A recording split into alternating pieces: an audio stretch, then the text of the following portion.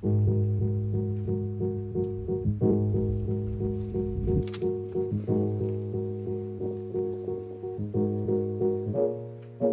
to another episode of No Bolts Left Behind.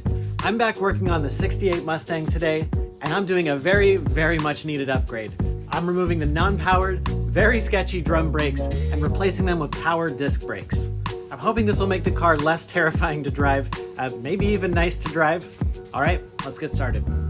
So the first thing I have to do, of course, is basically swap out the entire wheel hub assembly. I'll be upgrading from the 4-lug wheels that came on the 6-cylinder Mustangs and replacing them with 5 lugs that came on the V8 Mustangs. Never mind the fake 5-lug plastic hubcaps, there's definitely a 4-lug wheel hiding behind it. Now, one thing I do have to do is switch out these front rims. I do want to keep these wheels and tires on here because the tires are in pretty good condition, and I'm also cheap, so I don't want to have to buy new wheels. I mean, we're talking like, even for the cheapest setup, I mean like over $1,000. So I'm gonna keep these wheels on here for now, these 14s. They've got these hubcap things. They're kind of, I don't know, they're okay looking, I guess, classic looking anyway. So, but one problem is that these 14-inch wheels that I have here are actually meant for drum brakes only. So I'll peel this thing off here.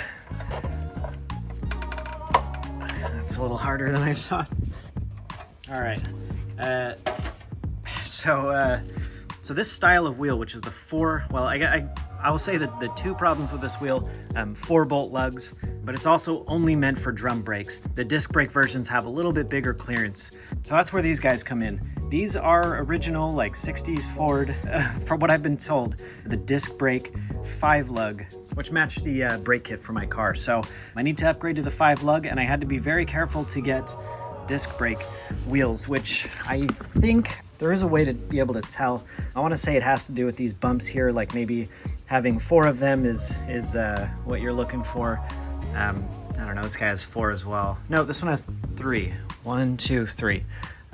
Don't quote me on that, but I think it's something like that you can identify these disc brake wheels. So the trouble is, I have to pull these wheels off, and once I start tearing into this thing, I can't put wheels back on until I get this 5-lug bolt pattern on. But I need to bring these down to the shop and get these tires pulled off of these old rims, installed on these new rims, and then I'm committed. So it's disc brake or bust once I do that. All right, so first up, I got to jack this thing up and pull these wheels off, and we'll boogie on down to the tire shop and get these switched out.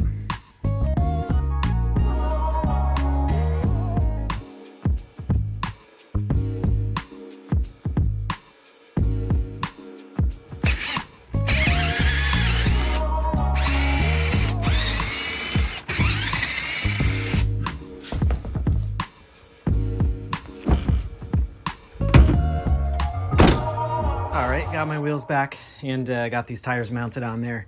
So let's get started. You know, I realized that I positioned the car in such a way that I can't close the garage door, and I certainly don't have wheels to put back on this thing. So I kind of don't have a choice. I have to get these wheels back on today. If everything goes well, it shouldn't be a problem, but I am counting on that these are the right wheels to fit over the disc brakes, that I have everything for the disc brakes, and that the disc brakes do fit the car.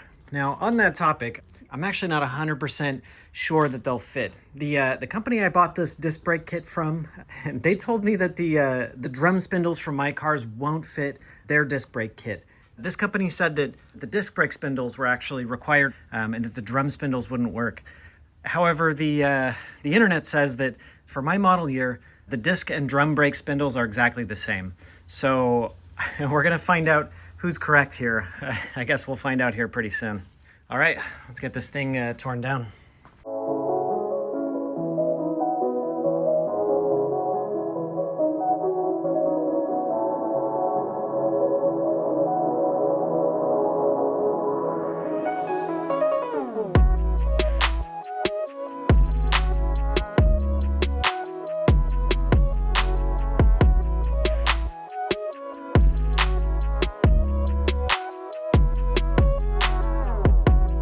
So I got all this brake drum stuff off of here, and I got the wheel cylinder pulled out. I didn't disconnect it because I'm not actually sure if I need to keep using this this front brake hose or if the kit comes with one. So So I think next I should unbox all of this stuff, actually, and take a look at what we have.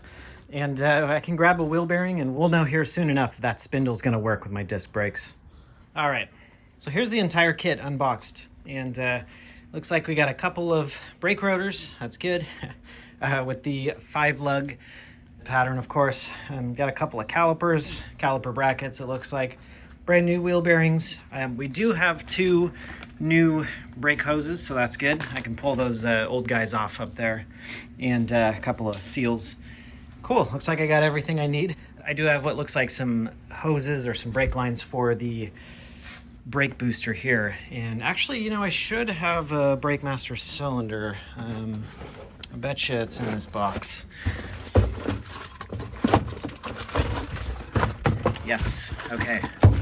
Whew, okay, good. Brake master cylinder as well. So that'll be for later. That's gonna be all engine-based stuff. I can put that with this. So we'll deal with that later on, but for now, let's see. Here's the moment of truth. Does this wheel bearing fit on that spindle? Actually, looks like we got a couple out of the box here. Okay.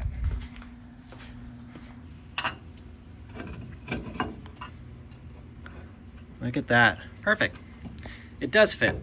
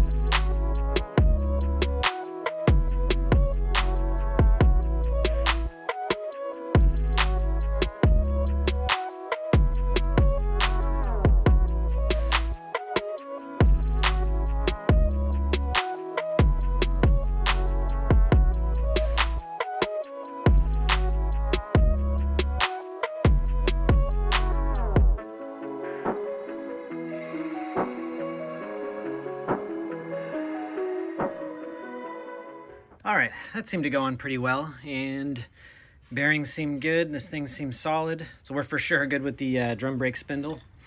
And last thing is to torque down this wheel bearing nut thing here. Everybody seems to have their own kind of method for this, and it seems like a common, you know, like factory service manual method to torque this guy down to, you know, around like 15, 20 foot-pounds to seat the bearings in there, back it off about half a turn or so, and then kind of retighten it down and give it a tiny bit of preload. If you do it hand tight like I've done in the past, the wheel seems to wobble, so you need just a little bit of like preload there. I don't know if that might be like around 10 foot-pounds or so. And then definitely recheck this bearing torque after maybe a few days, or even like a quick drive around the block, because I've had these things kind of seat in a little bit more and come a little bit loose.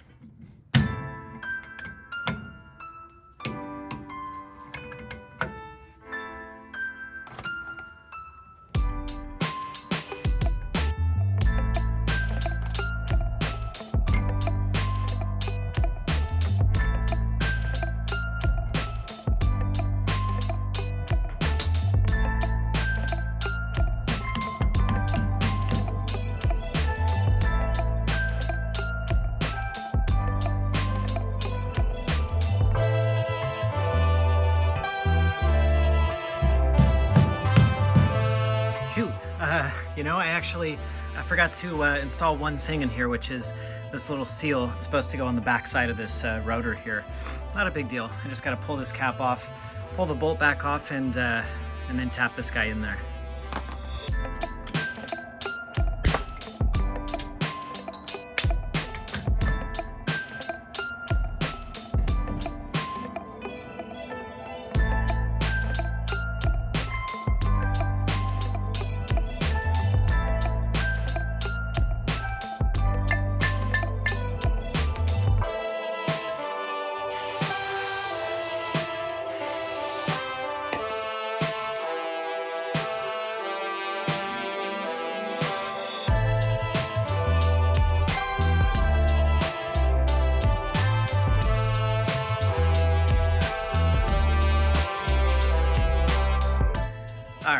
all set now, and this thing's looking good. I guess the last thing would be just to slap this caliper on here, and I guess I have to connect this brake line as well. Should be pretty simple.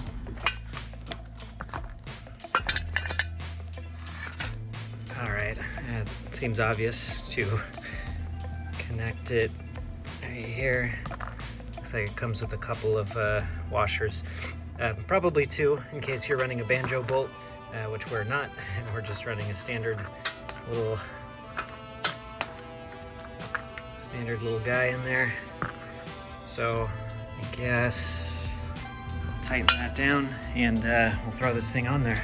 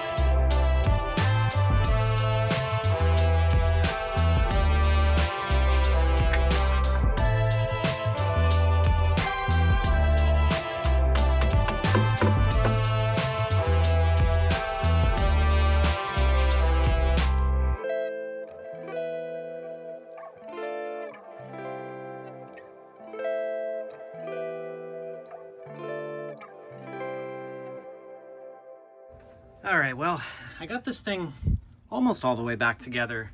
Everything but the very last step, which is undoing that brake line. Unfortunately, and not surprisingly, that thing is pretty much rusted and seized permanently to this soft line here. I believe those two lines have become one.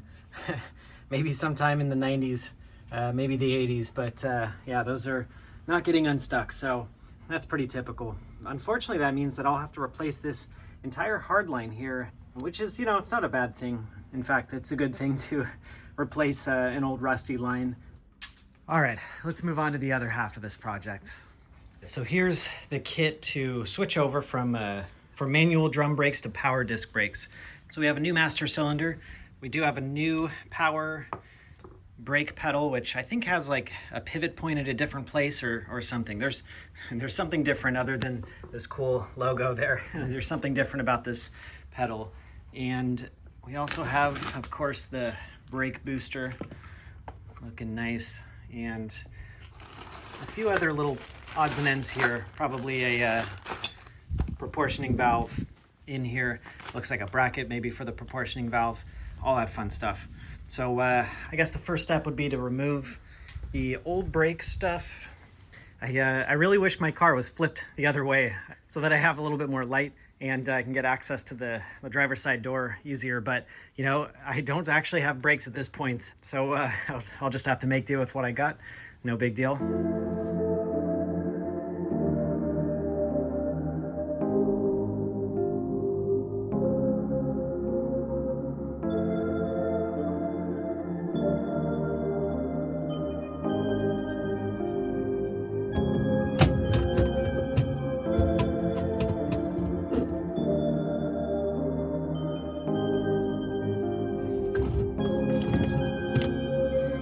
All right, well, that was extremely easy. I pretty much just pulled out 2 clips and that was it. About 2 minutes to get out. Much easier than my 300ZX. This car is so much easier to work on than that Nissan. It's pretty crazy. All right, let's go take a look and see what makes this guy different. All right, well, it's definitely a lot shorter, and you can see the pivot point here is a lot different too. So I suppose this brake booster must angle down a little bit more towards this thing. That's what it seems like to me, because it does seem like these will, yeah, it's like a huge difference. That's crazy. It kind of seems like, I wonder if this one will fit. All right, well, before we install this, I'm gonna have to pull out this master cylinder because there is that push rod kind of hanging out down there. So I wanna get this guy out of here first. We'll get this brake booster in, and then we'll see about installing this new pedal.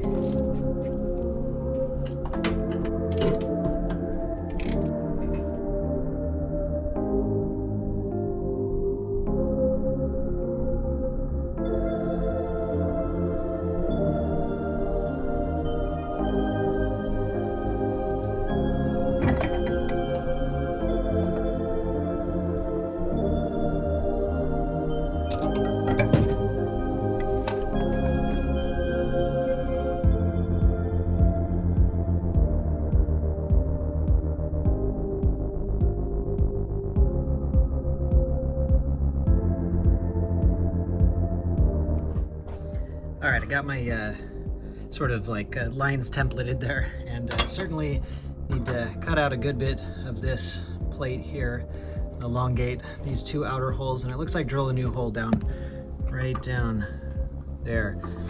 Yeah, exactly like the instruction said. All right, well, simple enough. I think a Dremel is probably the best bet for this job.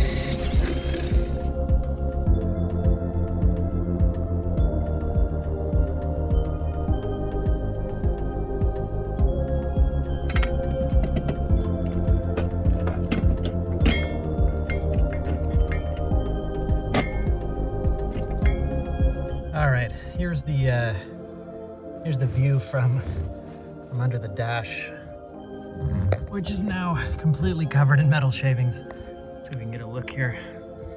So you can see where, right there, where the bolt came through, and it looks like I probably ought to widen that hole out just a little bit more. This one looks better, you can see it up there, but I'll probably need to maybe widen out the top and the bottom. Well, that's probably the hard part, so that's good to get that done. I think before I permanently bolt this guy in, though, I might as well work on this junction block thing. So that means pulling out this old dusty one that kind of blends in with the engine bay because it's so dirty, but that thing needs to come out, and we'll have all of these brake lines disconnected. And I believe the new one will hang out like underneath this this master cylinder. Let me check the direction. Well, let me see how they recommend doing it. And we'll see if all of the lines are able to reach to those spots.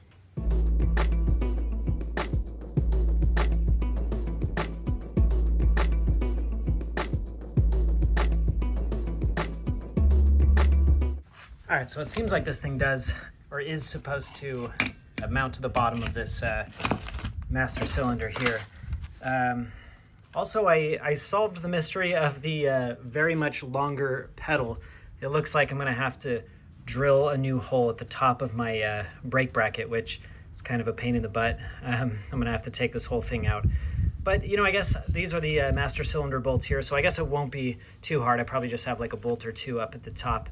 I can pull this thing out of there, and we'll have to drill. I'll have to drill a new hole for that pivot right there. All right, so I've been messing with this pedal bracket thing for, gosh, about like half an hour now, and I do have it loose, but I'm sure that I won't be able to get it out of here without pulling out this steering column.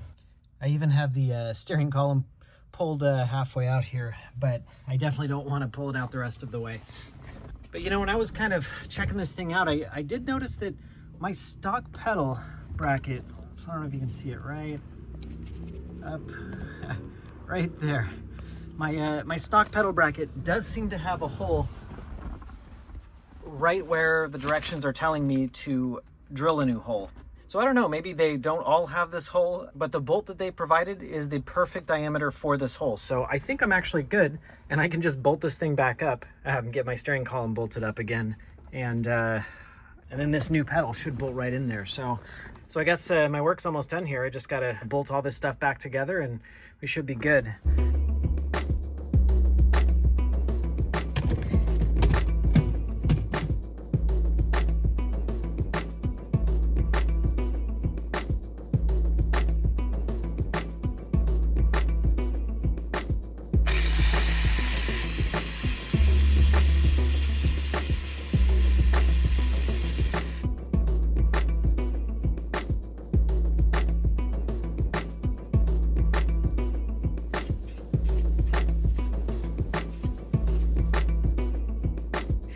All right, I was struggling to get this bolt through. It seemed like it just wasn't quite pushing up into the hole at the top of that pedal bracket, and it seems like what used to be this ledge here was hitting the top of the pedal bracket just a little bit, so I had to grind it down a little bit.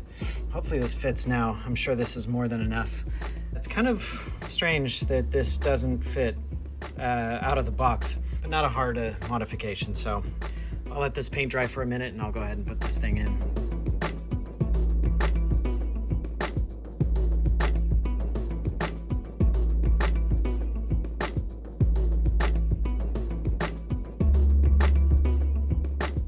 All right, well, I went to go bolt this this brake booster on from the backside, and it looks like it didn't come with hardware to bolt this thing in, which is super lame. I feel like they could at least give you the you know, the nuts and bolts you need to bolt this thing in, and especially since these are metric bolts. So, but luckily I had enough of them from some past project, because I don't leave bolts behind, as you know.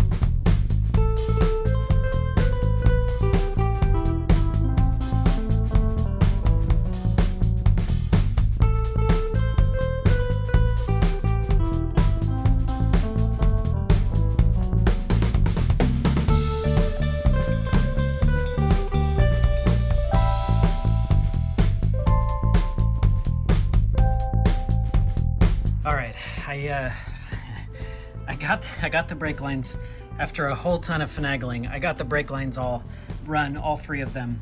The back one was kind of hard because that back outlet goes straight into the brake booster, so I had to move the proportioning valve, or whatever, distribution block, forward a little bit to get that guy to go in there, if you can see. And I did have to put a twist in the front brake line. It's not my prettiest brake line, twisting, but these stock brake lines are like super hard, so they're really actually hard to, or this bend is kind of a permanent thing, so it'll be fine. I think it looks, it looks fine. Well, it doesn't look any worse than most of the rest of this car. And then there's that new brake line here. There we go, that's better.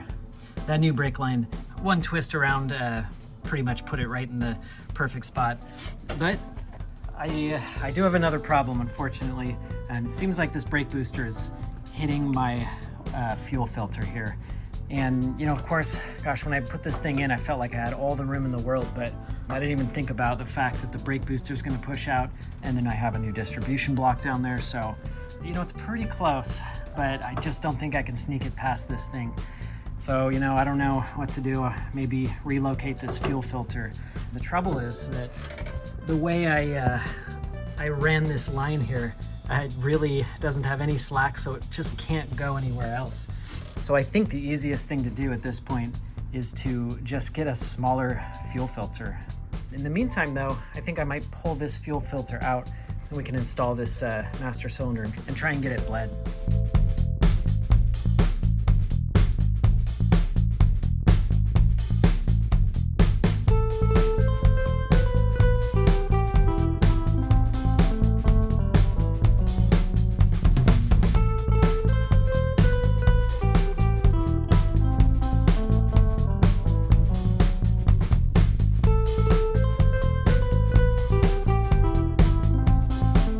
I got every last air bubble out. I think I'll call this thing good. So I'm going to very carefully move this back over into position over here. And before I disconnect those bench bleeding hoses, I want to get ready to hook up the lines directly to this proportioning valve because it's going to make a mess. And brake fluid is pretty nasty stuff. It eats away at paint. It's pretty much the worst fluid that a car has. So I want to be really careful and spill as little as possible, especially on the paint.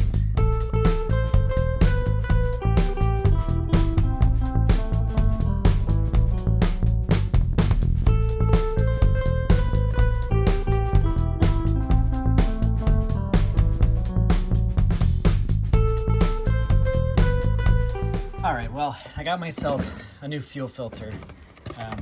This time I went with an OEM Motorcraft guy here. A lot smaller than the, let's see if I can find that. A lot smaller than the K&N for sure. So that should give me the clearance that I need. This guy will fit in there, no problem. Made in USA. Good stuff. All right, fuel filter's mounted up. We got plenty of room now. That's good. And I think that's just about it. I did remove this lower plate for this distribution, proportioning, whatever block thing here. I realized I had it mounted actually between the master cylinder and the brake booster, which is dumb because that means that the master cylinder wasn't sitting totally flush against the brake booster. So it was probably causing a little bit of maybe a tiny bit of dead spot in the brake pedal. So that's fixed, and you know, it was such a hassle to get this thing positioned just right. I think I'm gonna leave it like that for now, and I'll deal with the bracket later. But this thing is plenty sturdy as it is. So that's it. Everything's plugged in. We got the master cylinder bench bled. The last thing, of course, I need to do is just bleed the whole system. And this is kind of a little bit of the messy part, but I do have this power bleeder thing here, which I've used a few times now, and it can be a little bit messy, but it works really well. You can pretty much just send gallons and gallons of brake fluid through your system in 10 minutes. It's good to flush out old fluid, which I'm sure the Mustang is full of, and it's also good to really get every last air bubble out of this thing.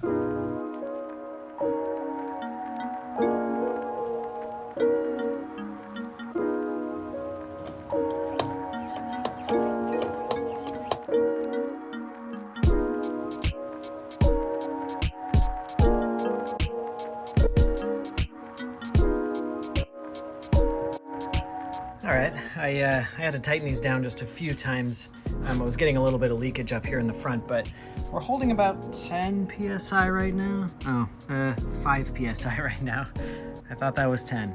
And it's not leaking much, so I think this probably will be enough pressure to push enough brake fluid through, at least to clear out the old brake fluid. It should be enough to get the air out. Let's give it a try. I'm gonna jack up the back end of this car, and we'll start with the furthest bleeder away, which is that passenger side rear.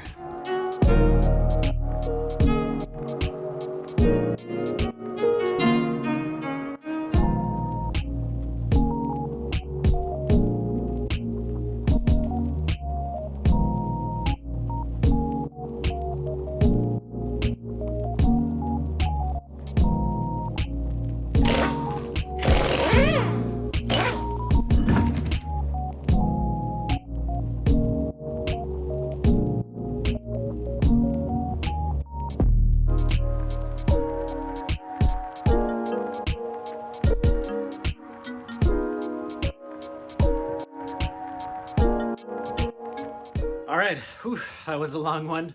Thanks for sticking with me till the end. The last step for me is to take this thing on a little drive and get the new pads and rotors broken in. In the next episode, we're definitely jumping back into this engine. All right, I'll see you then.